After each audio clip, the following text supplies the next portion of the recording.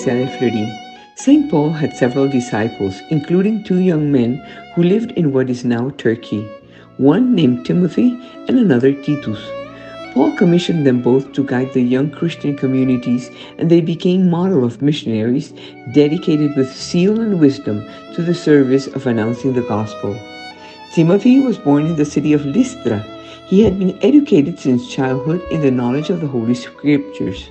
St. Paul remembered the faith of that family when he wrote, "I evoke the memory of the sincere faith that you have, faith that first took root in your grandmother and in your mother, and I know that it has also taken root in you."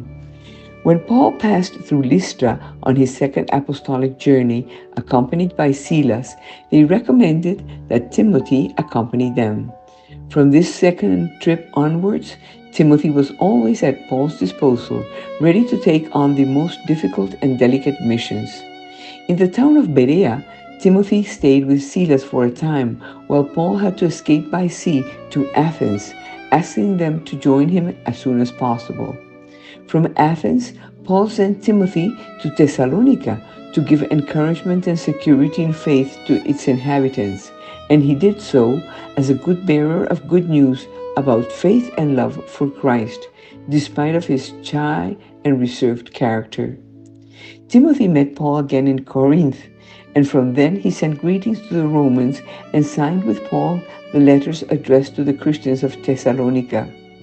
After Paul's arrest and being sent to the capital of the empire, Timothy shared with him the first captivity in Rome. Paul laid his hands on Timothy and left him in charge of the community of Ephesus, where he became the first bishop. For his part, Titus was Greek. For 20 years he collaborated with Paul. He was a good believer, a reliable companion, and a skilled peacemaker in conflicts. On the third missionary journey, during his stay in Ephesus, Paul sent Titus as a mediator to pacification of that community, which he achieved. Titus was commissioned by Paul to organize the collection in Corinth for the poor of Jerusalem. Then he was sent to the island of Crete to organize what was missing from the evangelization and establish presbyters in each city. Paul wrote to him inviting all the followers of Titus to renounce impiety, then to worldly passions, to live sensibly, righteously, and godly in the present time, awaiting the happy hope and the manifestation of the glory of the great God and our Savior Jesus Christ. That letter recalls also the duties of the faithful and contains very precise norms to maintain and lead the community. Paul wrote 2 letters to Timothy and 1 to Titus. These are the only letters in the New Testament addressed to individuals and not to communities.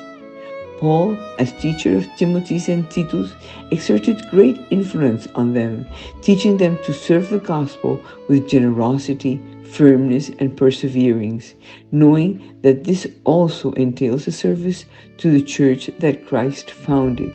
Why? Because with God, we always win.